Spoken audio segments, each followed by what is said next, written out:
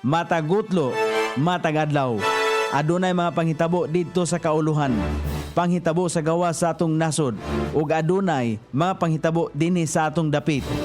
Mga panghitabo nga mao'y makapaikag sa katawhan, nga mabinantayon sa lakat ug dagan sa panahon karon. Itanyag ning istasyon DXSR ang 7 o'clock Breakfast News.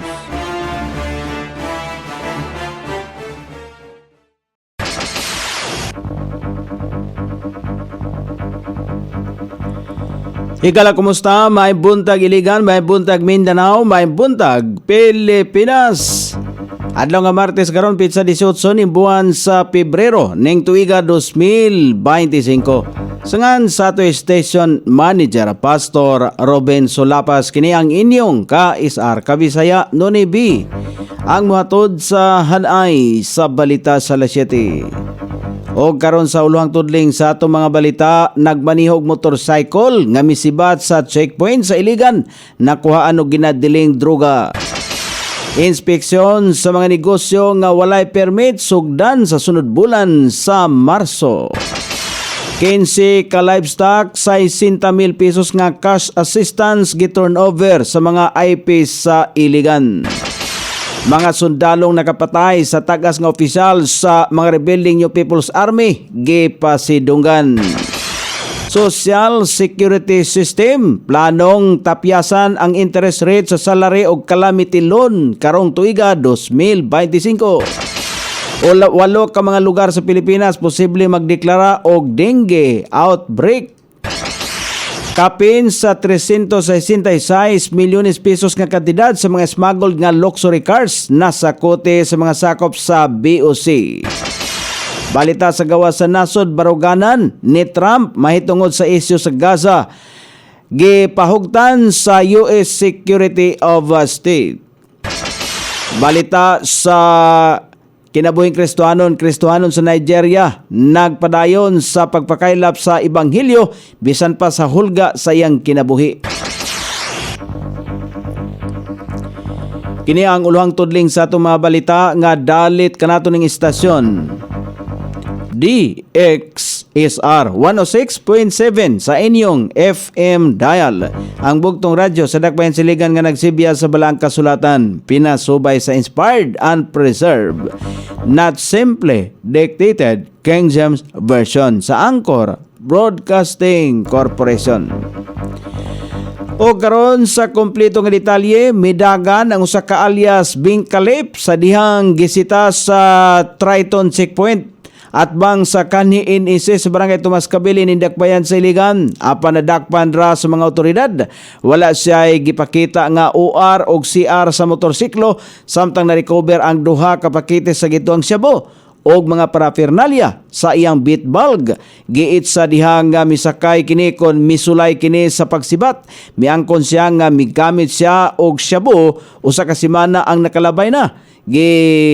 Tanggong karon ang suspect sa Police Station 2. Inspeksyonon sa Permits and Licensing Office ang mga negosyo, tindahan o mga nag-operate nga walay permit. Ipaygayon ang inspeksyon sa matag barangay nga sugdan sa bulan sa Marso, gikan sa Barangay Dalipuga hangtod sa Barangay Buron. Sumala pa ni Maria Rodora Omlero sa Permits and Licensing Office, hatagan og notice ang mga negosyo nga ma-comply ang ilang permit sulod sa napulo ka mga adlaw. Sumala pa ni Umlero, mahimo usab nga isumbong sa BPLO ang mga negosyo nga nag-operate nga walay mga permit. Gi-turnover sa City Agriculturist Office ang napulo ka mga kabaw o 5 ka mga kabayo ngadto sa indigenous people sa Magnayon, Panuruganan, Kalilangan, Magayan, Binulusan, Mainit og Limonsudan sa Iligan. Makatabang ang mga hayop sa ilang pagpanguma. Midawat usab ang grupo og 60,000 pesos nga cash assistance programa kini sa Department of Agriculture pinagi sa kabuhayan at kaunlaran ng kababayang katutubo nga nakatutok sa ilaang mga panginabuhian, panginanglanon bahin sa agrikultura. Sumala pa ni Kevin Fernan, focal person sa City Agriculturist Office, nga importanteng ma-develop ang maong lugar tungod kay potential niini nga mamahimong production area ning syudad. Dugang pa ni Fernan nga adunay 32 ka hektarya nga ancestral domain ang Iligan. 9,000 ka hektarya niini ana sa Limonsudan, duulan sa 75% sa land area sa tibuok Iligan.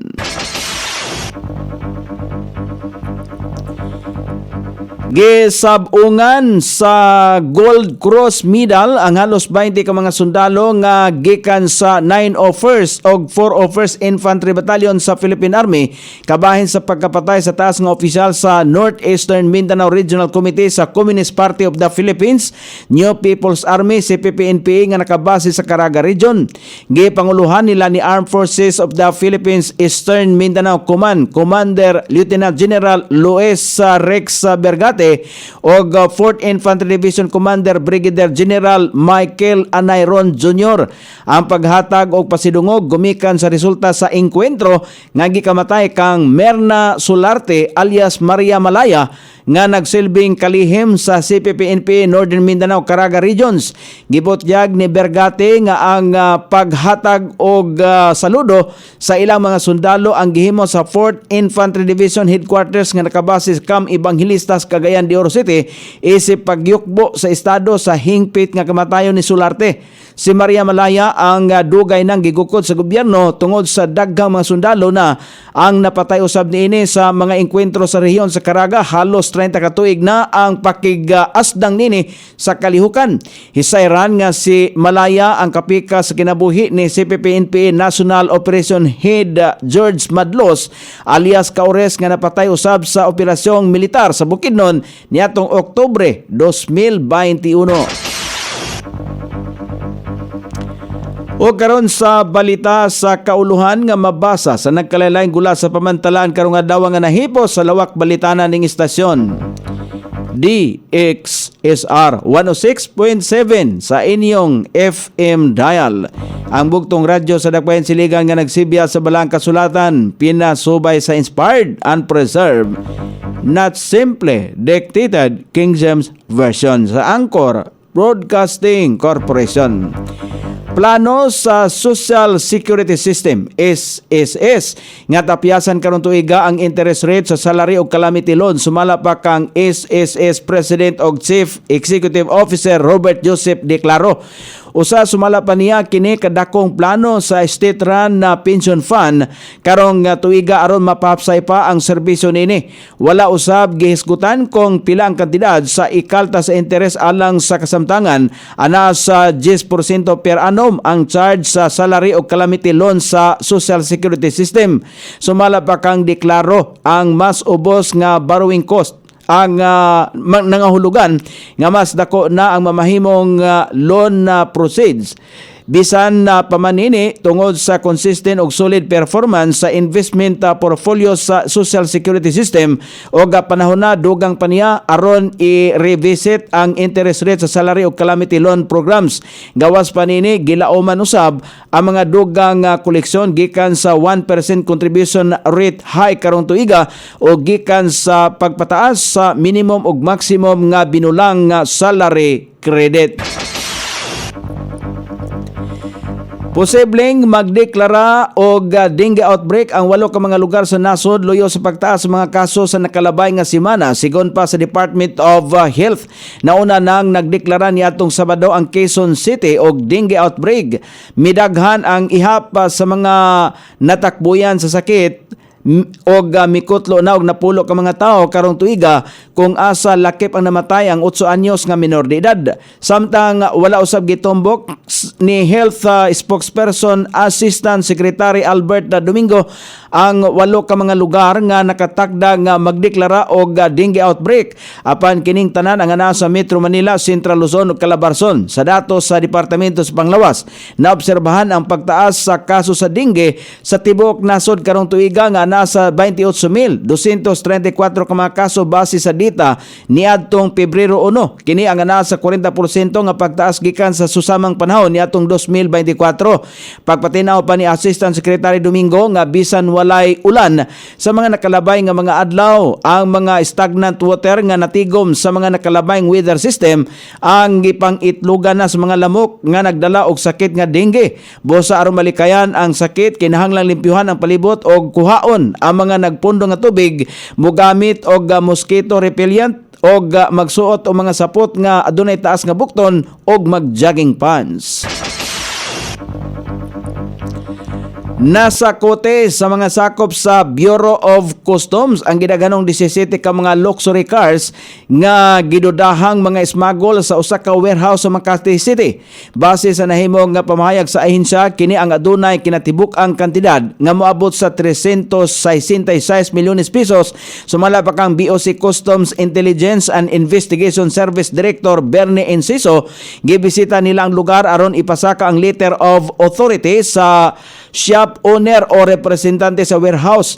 Nahimong katambayayong nila ang Philippine Coast Guard Task Force Aduana sa pagpasaka nini. Pagpatinaw pa ni Enciso nga ang letter of authority ang importante aron matumbok ang legitimacy sa mga sakinang imported.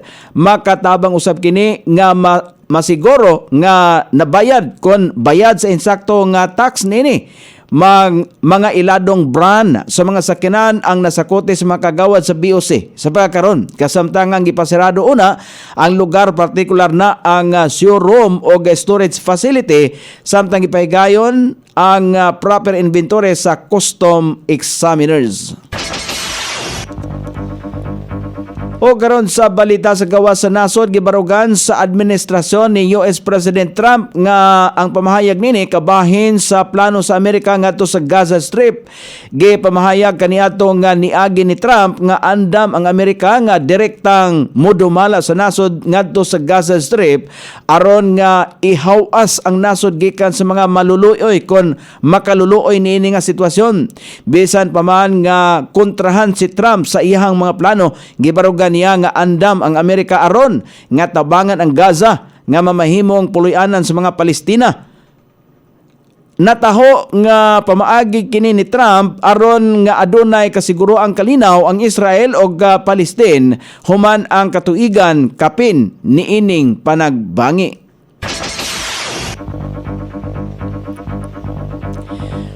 O karon sa balita sa kinabuhing Kristohanon, nagpadayon og pagpakaylap sa mayong balita ang usa ka Kristohanon sa nasod sa Nigeria human nga katuyuan niya nga maabtan sa mensahe ang kahigalaan niya nga katribo. Ni nataho nga ang naasoing Kristohanon usa ka miyembro sa nitibo nga Husa Group diin adunay taho nga 5% lamang sa mga Kristohanon. Tungod sa iya ang pagdala sa mayong balita, nakataho og nakasinati ang naasoing Kristohanon o mga pagpanglutos, apan sumala pa niya nga ang balang espiritu mismo ang nagtudlo kaniya nga ipakaylap ang may balita ngadto sa iyang katribo.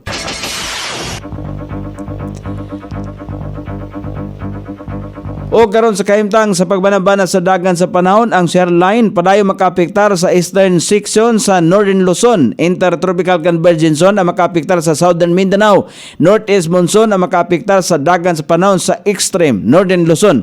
Ang Batanes, Cagayan, Apayao, Isabela, Aurora, Zamboanga Peninsula, Sultan Kudarat, Sarangani, Basilan, Tawi-Tawi, Metro Manila ug ubang bahin sa nasod nga Pilipino na makasinati paghapon sa madag-umon nga kalangitan karong adlaw. Inubanan sa ginagmay mga pagulanunan kini epekto sa northeast monsoon, intertropical convergence zone, shear line og easterlies. Sukod sa temperatura dinhi sa dakbayan siligan ang kabugnaon ana sa 24 ug ang kainiton mosangko sa 30 degrees sentigrado. Ang adlaw misilang kagania sa alas 6:19 ug musawop unya sa alas 6:01 sa sayong takna sa kagabion.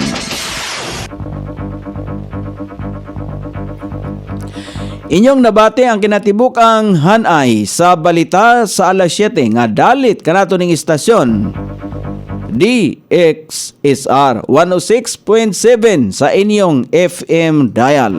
Ang bugtong radyo sa dakbayan siligan nga nagsibya sa balaang kasulatan, pinasubay sa inspired and preserved, not simply dictated King James Version sa Anchor Broadcasting Corporation.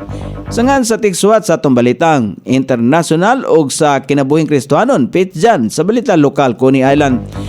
sa ato station manager Pastor Ruben Sulapas. Kini ang inyong ka-SR Kabisaya Nonoy B. Magpasalamat og moingon, mayong buntag, Iligan.